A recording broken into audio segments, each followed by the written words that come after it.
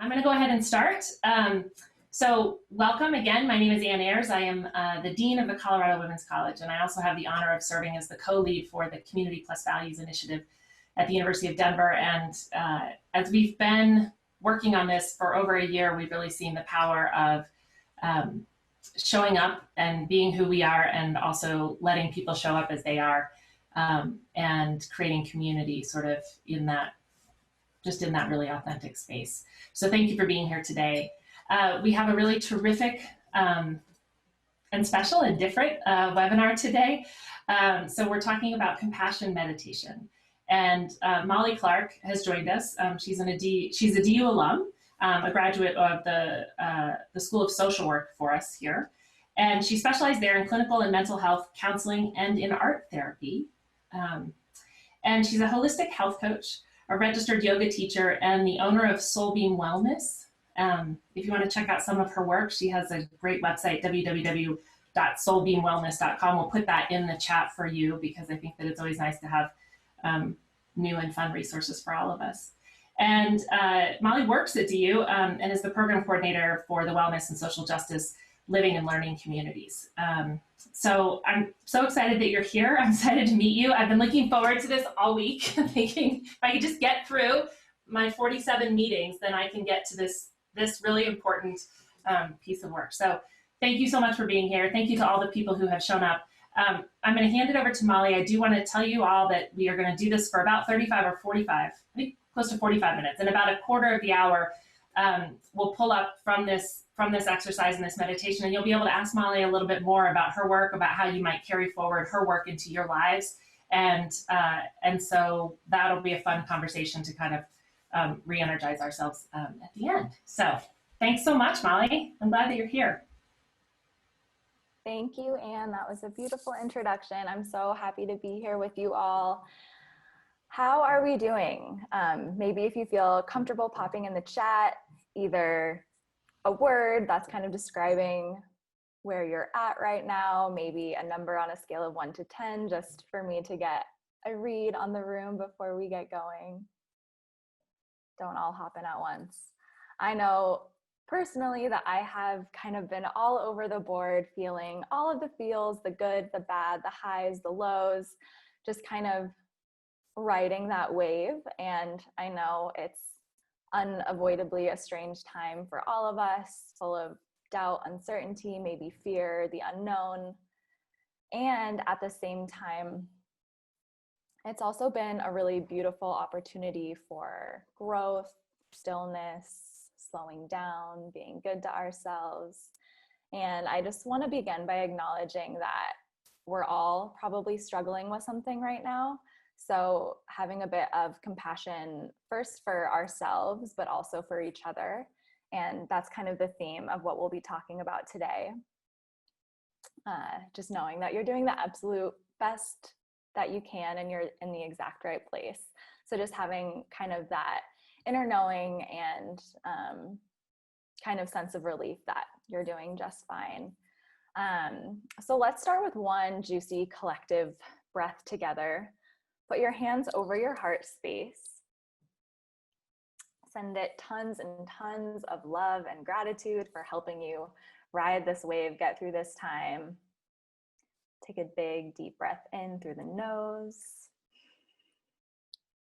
Exhale, let it all out the mouth.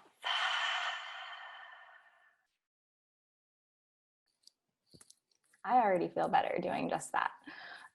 So this webinar will be short and sweet. I'll be talking about, as Anne said, compassion meditation, what that is and why it's super, super important all the time, but especially in times like this, and also how we can incorporate it into our daily lives. If at any point you have a question or something comes up for you that you're feeling like sharing with the rest of us, feel free to pop it into the chat or hold on to it, and we'll have time for some Q&A and discussion at the end. So I'm going to go ahead and share my screen. Let's see if I can figure out how to do this well.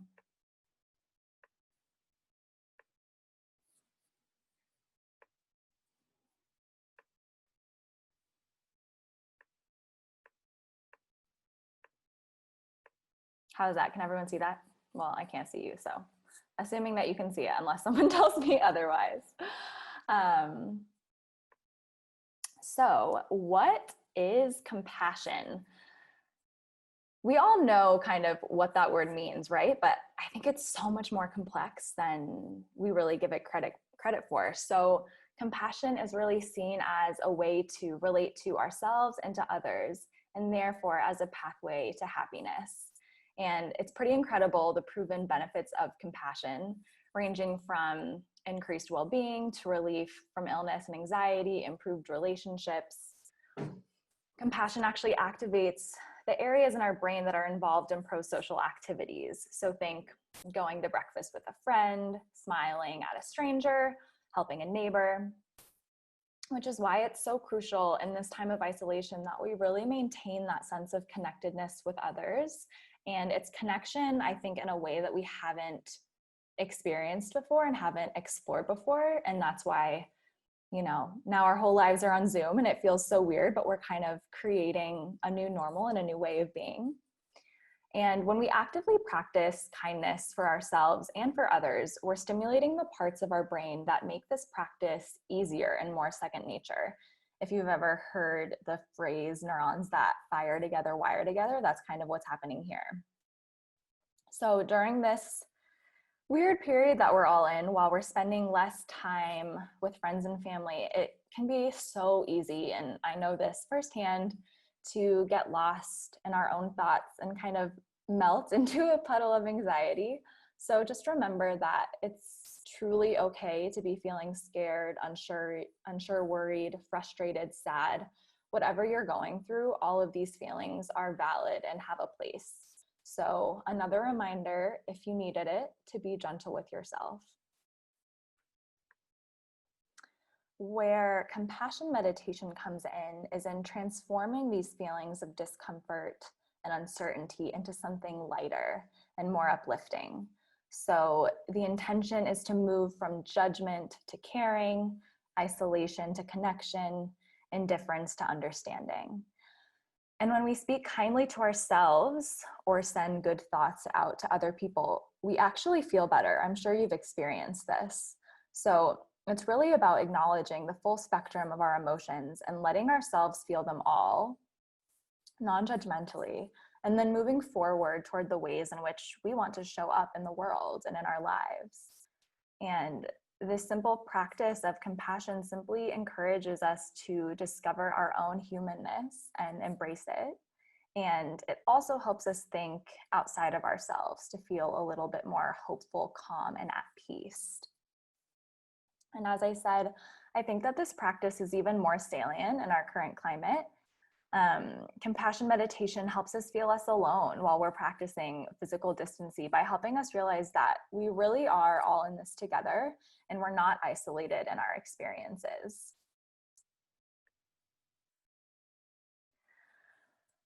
Kind of switching gears a little bit here before we get into the practice of compassion meditation, I wanted to just take a moment to talk about the breath. Deep belly breathing or diaphragmatic breathing is a super useful tool to help us manage anxiety and also something that we can utilize when we're meditating. It's so interesting that many of us have gotten into the habit of breathing mostly with our chests. So getting into the practice of actually retraining ourselves to breathe with our bellies allows us to experience more full, satisfying, and stress-relieving breaths. So I want you to try it with me. Find a tall, comfortable seat with your feet flat on the floor and your shoulders relaxed. If you're feeling any type of tension or resistance, try to let it melt away. Place one hand on your upper chest and the other hand below your rib cage, right over your belly. Breathe in slowly through your nose, feeling your belly rise with the inhale. Breathe out steadily through your mouth, letting your belly relax.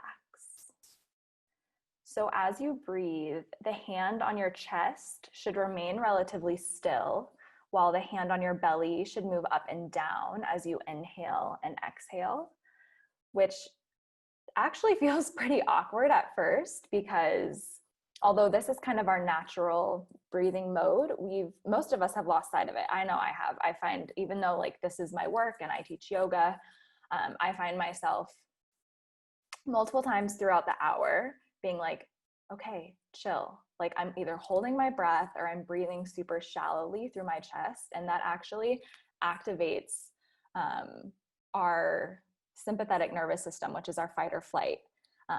And this type of breath work, just sitting consciously, even for 30 seconds, like honestly, 30 seconds makes a huge difference, is what activates our parasympathetic nervous system, which is our rest and digest.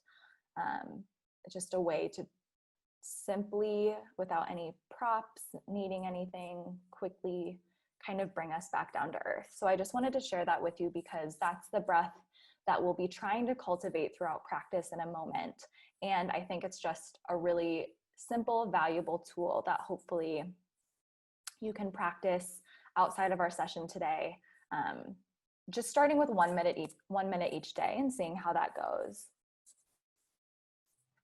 So now that we know about belly breathing, I like to begin a compassion meditation with some mindfulness.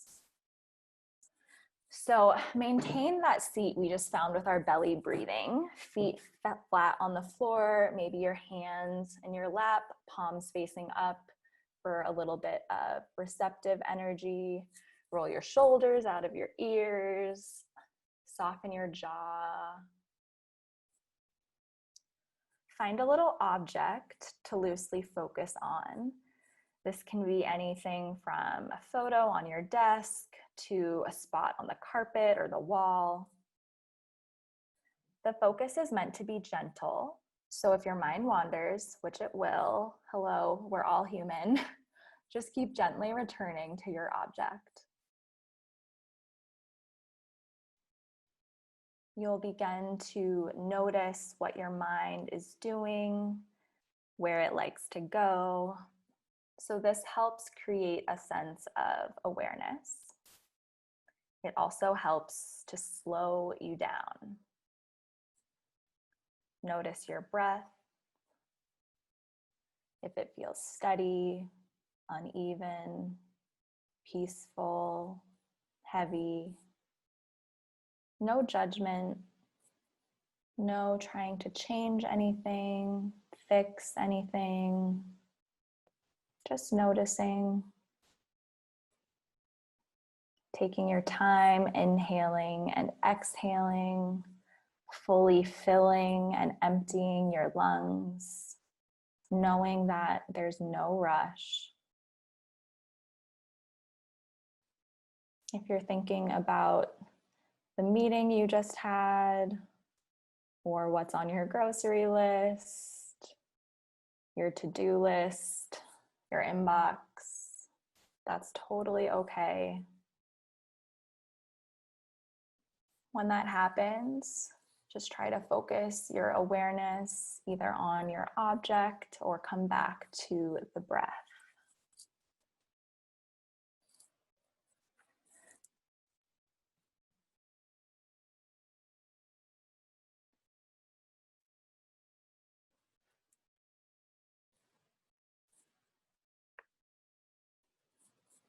For this meditation, you will begin with yourself, because I think I mentioned this earlier, but compassion for others always, always, always begins with kindness to ourselves. It's so easy to forget that and kind of let love for ourselves go by the wayside.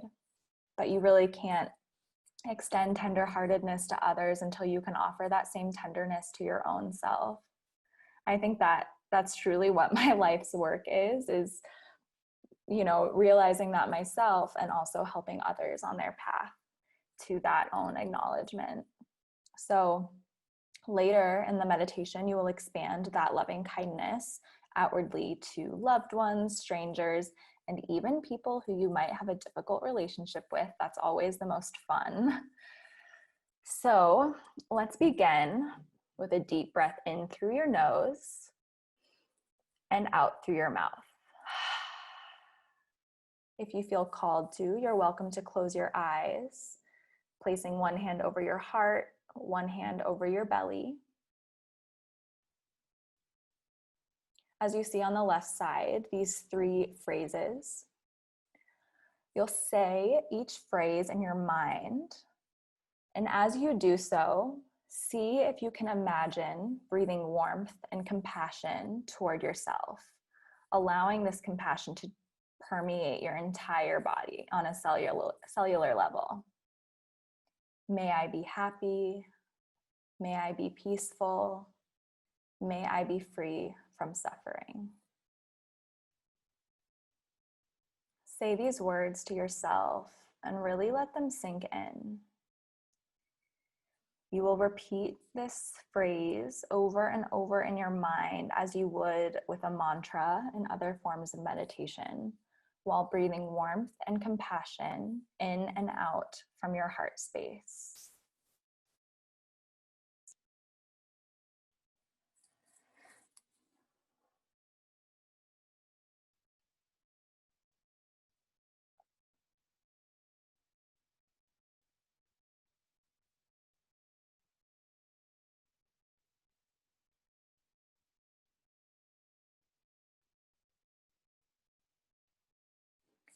Once you've done so a few times and feel ready to move on, you will then extend these warm wishes of loving kindness towards someone that you love very much. So the first person that came to your mind is the right one.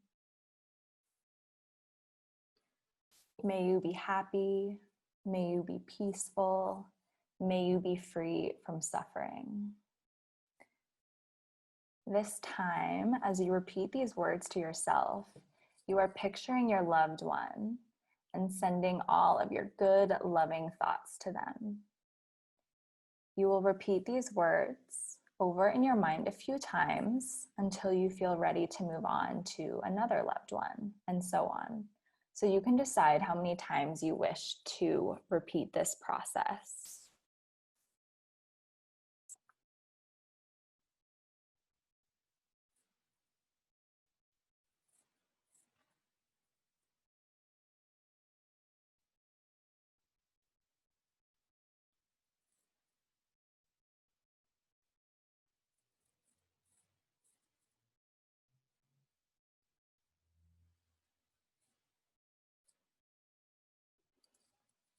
Next, think of someone you might not know very well and have neutral feelings toward.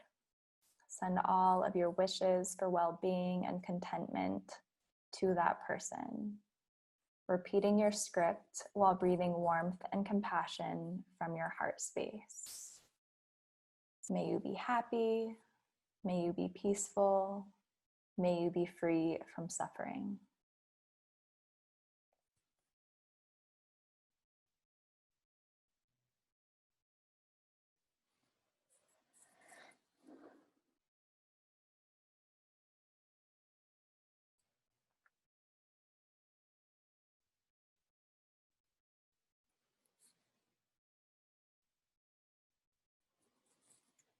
Finally, you will direct loving kindness, and this is the hard part, guys, to someone you might dislike, have active conflict with, or have a challenging relationship with. Your wish is that they too might be filled with loving kindness and peace. It will take practice, but you may find that as your heart begins to open up, you won't want to close it as much anymore. May you be happy. May you be peaceful. May you be free from suffering.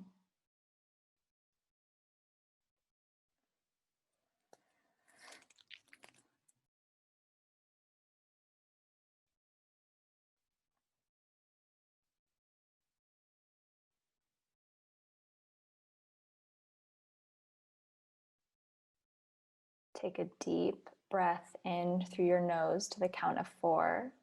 1, 2, 3, 4. Hold at the top.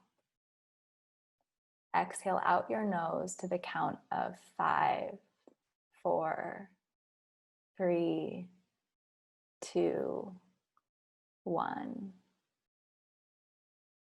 And take a few more moments to come back to your body. Slowly open your eyes. Maybe roll your shoulders a couple of times. Shake out your wrists. Whatever you're needing in this moment.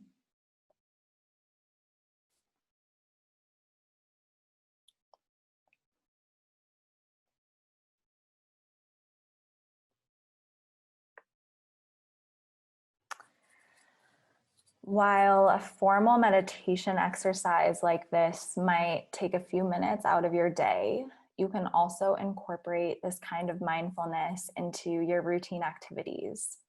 So these are just a couple of ideas that I incorporate into my everyday life. Every time you wash your hands, for example, which I know we're all doing a lot of these days, just think to yourself, may I be happy, at peace, and free of suffering. May others be happy, at peace, and free of suffering. You could probably repeat that like 3 to 5 times as you're washing your hands. And something as simple as that, just putting that energy out into the universe, can actually be so impactful. And I just encourage you to try it and see how it feels. I always tell my clients and my students, just try it on. You don't have to buy it, but just try it on and see how it feels. You could also find a mantra that really resonates with you. So these are just a couple of examples. I pulled these images off Pinterest. So let's take, for example, everything will be okay. And like that's your mantra for the day or the week or the month or whatever that may be. Just saying that 3 times to yourself in the morning, right when you wake up. Even as you're looking in the mirror, just everything will be okay. Everything will be okay. I urge you to, using these as inspiration, and maybe you're already thinking of one that is super fitting for your life right now. Create one for yourself, something that feels really good and aligned. Maybe write it on a sticky note, put it on your bathroom mirror, write it in your journal, make it your phone background. Just having these little reminders throughout the day. It's also a moment to pause and slow down. And maybe every time you say your mantra, you practice a little bit of breath work, 30 seconds. I think it's easy to get overwhelmed with all of this. And because it can feel so overwhelming and kind of not intuitive, it's easier to be like, okay, I just won't do it then. But it doesn't have to be all or nothing. If you can do it for 30 seconds, that's beautiful. That's amazing. So I just wanted to throw that out there because I know that it can be overwhelming, and especially if you're feeling like you're in a place where you're maybe not as receptive or not feeling not as open-hearted, maybe a little bit closed off or down or whatever it may be. I just wanted to share these as well. These are just some great mindfulness resources if you're interested in adopting a more consistent meditation practice or simply learning more about all of this stuff. The app that I use for meditation is Insight Timer, and I'm obsessed with it. I use the free version. There is a paid version, but I've used the free version for years. It's more than enough. You can either meditate on your own setting a timer, or there's probably not millions, but maybe millions of guided meditations on there. And I'm hoping to get some of my meditations on there in the near future, not new future, excuse me. So that's a great resource. All of these books are also incredible. In particular, The Untethered Soul by Michael Singer literally changed my life. I think it should be required reading for all humans. So if you're a reader or looking to get into more books on kind of spirituality and that wellness, all of that good stuff, these are kind of great resources to start with. And I'm a huge podcaster, and these are definitely my go-tos when it comes not only to mindfulness, but also self-care, spirituality, and wellness in general. If you want to go ahead and maybe screenshot this page, I can always go back to it at the end if people are wanting it, or take a picture with your phone just so you can come back to it if you want.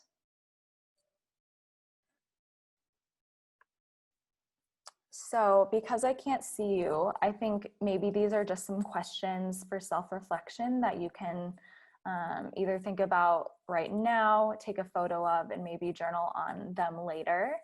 But just some food for thought in terms of how this is landing for you and what you are feeling like you're truly needing right now. So what are some mindfulness techniques that you've found helpful in your life?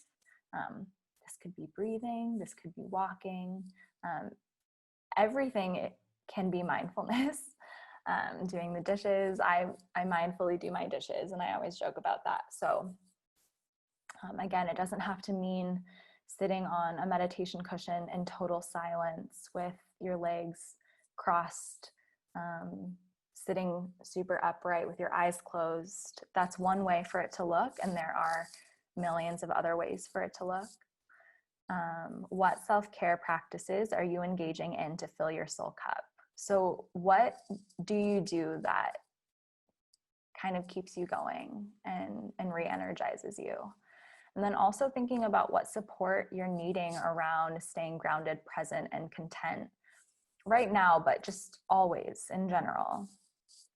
So those are just some questions to think about, maybe meditate on. And if you're feeling called to share anything, when we go into the Q&A, I would love, personally for selfish reasons, to hear what you're doing to kind of stay sane and grounded during this time.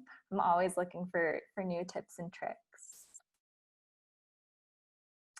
And before we get into the Q&A, I just want to say thank you so much for showing up and being present with me today. Please feel free to get in touch if you have any questions about yoga, meditation, wellness, if you're needing extra support or guidance around self-care, or if you want more resources or book suggestions or anything like that. And I hope you all have gained a small nugget of wisdom from this, something that you can apply to your own lives. And now I think we'll hop into the Q&A if anyone has questions or wants to share. So I'll stop sharing my screen, and I believe Anne will be taking us back. Hi. That's great. Thank you so much. I was focusing on myself, which I think is what you wanted us to do a little bit. So I'm just gonna look and see. Abby, you've done such a nice job, Abby Richards, of putting some of the resources in this in the chat. I want to ask if anybody has any questions, but I'm going to first ask you a question. This goes all the way back to high school. I had this great teacher who would ask us all the time to engage all 5 of our senses in becoming quiet. And he would say, like, what's your favorite thing to look at? What's your favorite thing to eat? Or what's the thing that you eat? What's your thing that you look at or eat or smell or touch or hear to calm you down? And I was wondering if you went through that list, what some of yours might be, if you would have some that would be just unique to you that you would share with us. I'm a huge essential oils person, so I always keep a roller of, my 2 favorites are lavender, which is like your standard calming, grounding oil, but I love peppermint oil. And I find that sense of smell is such a strong thing to kind of bring you back. So that's a huge one for me. I have like 4 diffusers in my house because I have to have oils going at all times to like set the mood, depending on how I'm feeling. Like I can kind of start each day fresh and I'm like, I need a little bit of energizing today. I'm going to throw in some lemon and orange oil or whatever it may be. So I find that that's great. I also love food and cooking. So comfort food is a huge thing for me. And obviously we're all different, but I think that can be a way to really ground down. I've been getting really into practicing mindful eating during this quarantine, which if you're familiar with Thich Nhat Hanh, I think one of his books was in my recommended reading list, but he's fantastic. And he has a book on mindful eating. And that's been really helpful and grounding for me. Like sitting down for a meal and like actually chewing my food. Like PSA guys, chewing your food is super helpful for all the things. Who knew? So that's been really helpful for me as well. And I think it all comes down to slowing down. Yeah. Moment, not rushing through my day. I think that's kind of the basis for everything.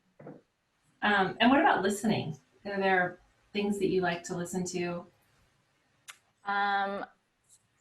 Love music. I'm playing Spotify in the background or listening to a podcast all day. There are some really great all ready-made for you meditation playlists on Spotify. And you like, I listen to them all the time, not even when I'm meditating, just to have some type of like grounding, soothing noise coming through me throughout the day. Love that. If you're familiar with binaural beats, there's also some great binaural beats playlists on Spotify. And that's another thing that just really activates your parasympathetic nervous system. So kind of reverses the stress and fight or flight that we're in pretty constantly throughout the day. And I think it wasn't until I started grad school and really started delving into this that I realized that I had been in fight or flight mode for like 12 years of my life. Wow. And that's why I wasn't feeling good. That's why I wasn't feeling aligned. That's why I wasn't connecting to myself and connecting to other people in the way that I wanted to. So again, slowing down. Can you give an example of, I'm wondering if you have an example of a way that when you're in fight or flight, you respond to something versus when you're not in fight or flight, how you respond to it? That's a great question. So I think it's different for everyone. I think for some people who kind of their intuitive mode is the fight, they can react like with anger, being kind of harsh, being short, impatient. I'm a freezer. So when I'm in that mode and I'm faced with something that feels threatening, I completely withdraw. I'm quiet. I turn away, like body language, like, I mean, mentally I kind of shut down, but like physically, like body language, like I turn away, I kind of go inward a little bit. So when we're operating from that space, we react rather than respond. Right. That's a great thing to think about, is the reacting or responding. I think that it's really hard to be a human being right now. It's also hard. So hard. It's always been hard, but now it's where it's amplified for us. It does feel like it's just the volume's turned up on so much. Yeah.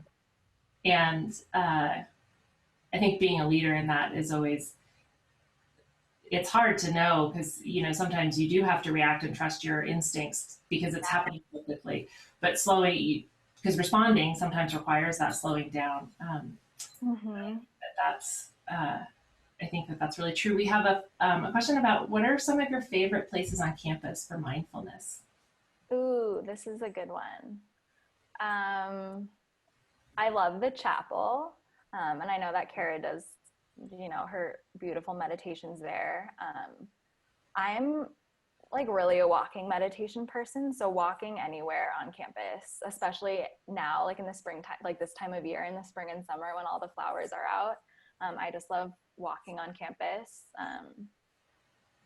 My office has been such a safe haven for me, and I'm able to, I'm moving offices shortly, so this won't be the case anymore, but just being able to like shut my door and do like a 5-minute insight time or meditation throughout the day, on a day where I'm feeling like really up here, is amazing. Anywhere where there's flowers that I can kind of just be still is what I like. Oh, I love that. If anyone else has any secret good spots, please pop them in the chat. I know you probably want to keep them to yourself.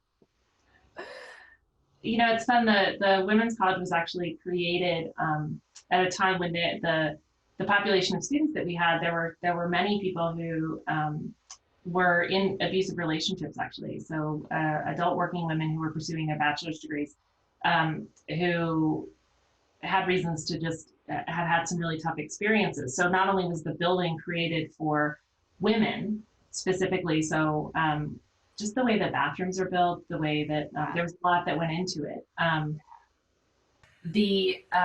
It was created to feel safe. So it has a lot of transparency. There's a lot of glass through the building. There are multiple points of egress so that people could feel like they could get out if they wanted to. And there's this almost a nautical on the front of it. I wish I could pull up the visual of the front of the building right now, but it looks a bit like a nautilus shell. And the dean who was the dean when she built the building, told me this great story that she used to have that on her desk. And she would, when people would come in and they would be worried and scared about their next move, she would pick up the shell and she would say, this is the way your life goes. So a nautilus shell is the one that has all the little sections. And I grew up in Colorado, so she had to tell me that part. I'm totally a square state person. But she, so she said, I had this, and I would tell people, you have to work really, really hard and break through out into a new section of your life. And then the door closes behind you. And then you build another shell around yourself, and then the door closes again when you pop out. And so she said, but you don't ever lose it. It becomes part of this matrix of your life. So she would use that to talk to people about how to feel secure, that they had something behind them, even when they were taking that new step. And she gave it to the architects. And she said, I want you to think about how you incorporate this in the building. And they looked at it for a while. They realized that it was the golden rule that we have in nature, right?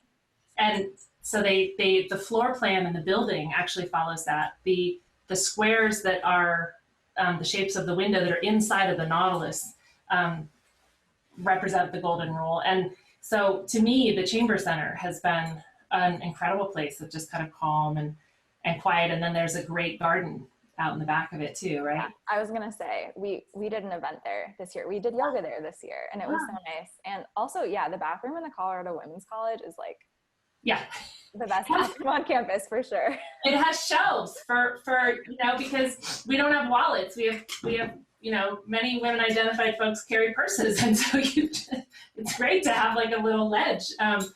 There are all kinds of things like that. I think even some of the doors don't weigh as much, so that when you push into them, most doors are designed for somebody who weighs 174, I think is the standard, or something like that, to push into, and not everybody weighs that. So anyway, that's one of my favorite places. What are some tips that you have to offer just about if you're new to mindfulness and new to meditation? How do you see the warning signs that you need it? And then I want to take that one step further and say, how do you then execute that if you're in the middle of something and in the middle of something with some people? That's hard, right? That's really hard. I don't know if I have the perfect answer to that, but I think in terms of recognizing like your triggers or your warning signs, that's a practice, and you probably won't know what those are right away. And I think, like for me, if I was just starting out in meditation, even if I didn't realize I was holding my breath for so long until I got deeper and deeper into my yoga and meditation practice. And then I realized like, oh my God, like I hold my breath all day long. So like, this is one tangible tip. I actually have this in my phone. I have a timer set every hour on the hour to breathe. So I might not know that I'm in that fight or flight state, because I'm kind of, when you're in that, oftentimes like it's survival, right? Like even if you're just going from one meeting to the next and like trying to stay afloat, like that's survival. So you might not realize you're in that state. So when it becomes like 11 o'clock and it's time to breathe, if I'm still for 5 seconds, I realize that I'm in that state. Right. So you might find that that's true for you. And I would just encourage you to take time every hour or every couple of hours, a few times throughout your day, if that's all that you can manage right now, just to sit and breathe. So what we did earlier, so putting your feet flat on the floor, rolling your shoulders out of your ears. I like keeping my palms face up on my lap because that's a receptive gesture. Also, if you're feeling like super, super up here, placing your palms down is a little bit more grounding. So kind of feel out how you're feeling. So palms in your lap, and doing that deep diaphragmatic breathing in through your nose to a count of 4, holding slightly at the top, exhaling through your mouth slowly to a count of 5, and then holding a little bit again at the bottom. Doing one of those breaths will kind of make you realize where you're at, and you're like, actually, I feel pretty good. That was helpful. I'm ready to carry on with my day, or like I need maybe 5 minutes of that. Yeah. And again, that's so personal. So that's kind of me. I also, it's the same thing. Like if I'm feeling really reactionary or taking things, I'm a sensitive soul. So if I'm taking things like super, super personally, that's another sign for me. Like, okay, like what do I need right now? Do I need a breath? Do I need a drink of water? Do I need a snack? It's almost like taking care of yourself as you would a small child. Yeah. So. I had a coach who told me once that it was really important to stay present wherever you are. I mean, you talked about that today too. And she talked about it in terms of just balancing. For me, it was when I was early on as a working parent. And I said, how do I manage all this? She said, just make sure that when you're with your family, you're with your family. When you're at work, and don't be at work when you're with your family, and vice versa. And I said, how do I do that? And she said, I find it really helpful to wiggle my toes. Yeah. Have you heard that? So I do that all the time, where if I realize my mind is wandering, I wiggle my toes, and there's something, I don't know how it works, but it totally refocuses me on the moment, which has been helpful because it's something that you can do and no one notices that you're doing it. So if you're in a meeting or something. And then I like to sit next to Shelley Smith Acuna in our dean's meetings and other places, because she breathes deeply, and it reminds me to. So I've also learned to sit across from or next to people that I find calming. And I do that quite deliberately a lot. Lately, I'll even pin a video of somebody during a call because I want to see their face and their breathing, and That's amazing. I love that.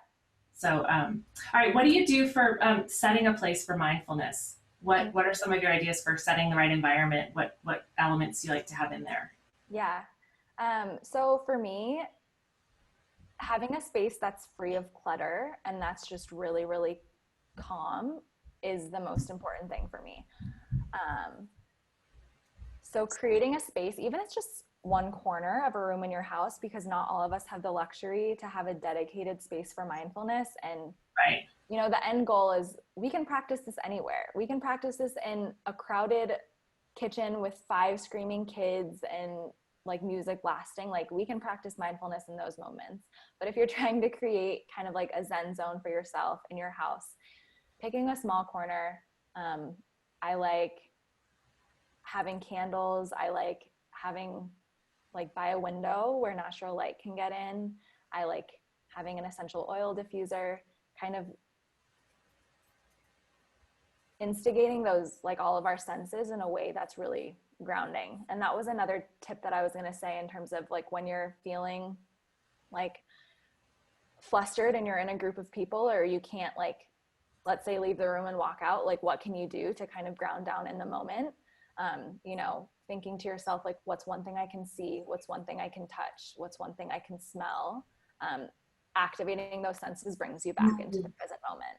And that's something that you can do pretty easily and without people being like, what's she doing? Like you can kind of do it to yourself. So just creating a space that feels like truly good to you. Like for me, like I said, I don't like clutter, but for other people, having like their favorite things all with them might be the best place and feel just really good. So I think maybe playing around with it, candles and essential oils, even like creating an altar with like your favorite things or your favorite people. I have a little so for me, my spirituality practice, my practice is I'm Catholic, grew up Catholic, and I have a bunch of godchildren in my life, and so I actually have a little pictures of all of them, and so sometimes I offer prayers for them, and I like doing that. but I also have appreciated just this more general being present. And these pictures that I have behind me were all taken by a photographer over the course of about 5 years, and they're all of Paris. And I lived in Paris for a number of years, and so they bring me comfort. But what's really cool about them is they don't have people, which if you've ever been to Paris, it's like impossible or any big city. You can't take a picture of a street without a person. It's really hard. And Paris is like the city of lights and the city that lives at night. And so it's just really neat so these have been ethereal for me, but now that I work from home, it's not as calming because I sit here and do the crazy stuff all day. So I think it's also important for me to have a separate space. I noticed that. Totally. And that's, I think, been one of the biggest challenges working from home is not having that separation. And, I'm working lots of jobs at home and doing lots of things. And I don't know when my workday starts and ends. Yeah. So yeah, I think creating that separate space is really valuable. If you can set aside even like a little bitty corner, and like when you're there, that's where you can drop in. And you know that like the moment you set foot on there or sit in your chair right in that corner, like you're okay, you're held, you can stop for a moment. Yeah. Yeah. It's your permission slip to just be.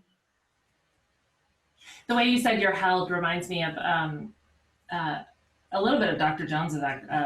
Art Jones was on one of our webinars a few weeks ago. He just has this sense of giving you a sense that you're worthy no matter what. And he's like, oh, that's where you want that space to give you that sense of you're worthy and you're held. I love the way you said that. Yeah. Totally use that.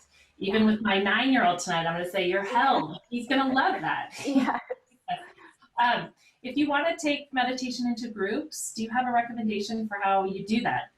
If you see a need for it, how you be a leader or a convener in that way? Yeah, I mean, I think that is so important, and just holding space for a group of people can also be really challenging. So tips for group meditation. I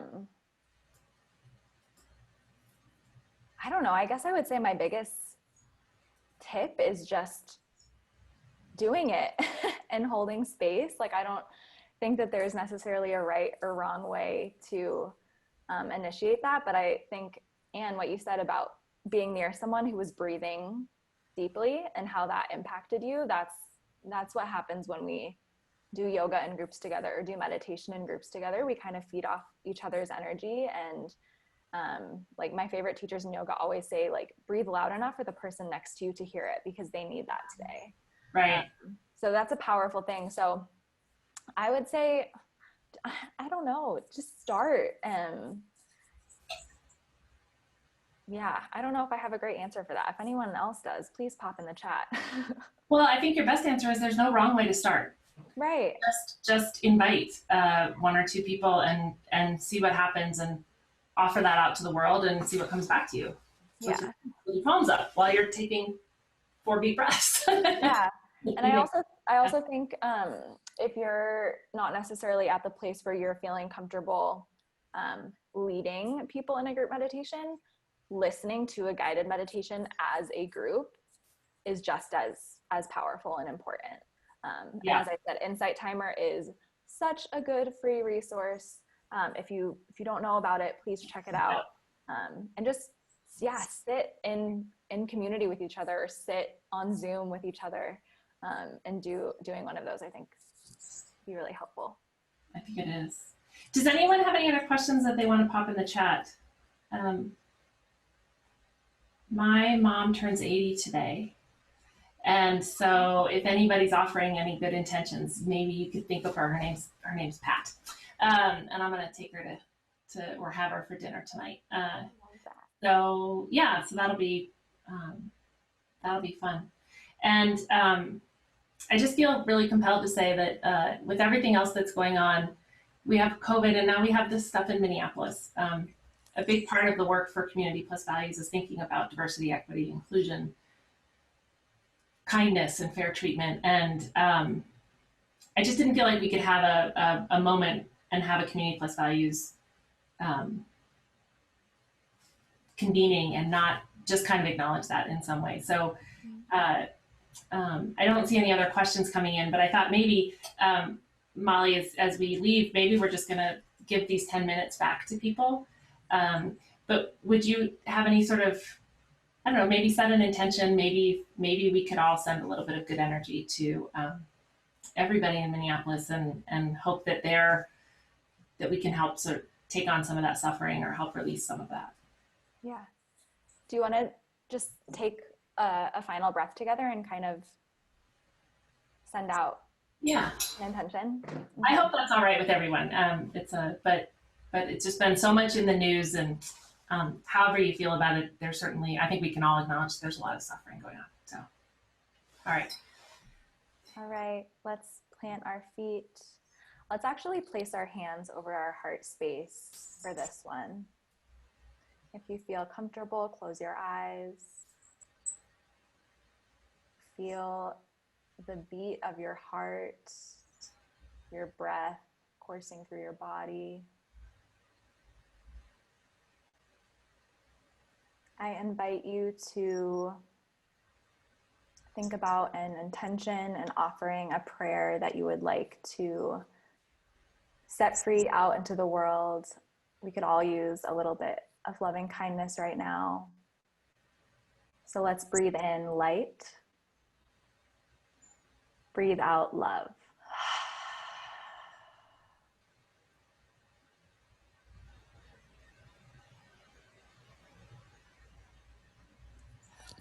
Thank you for that.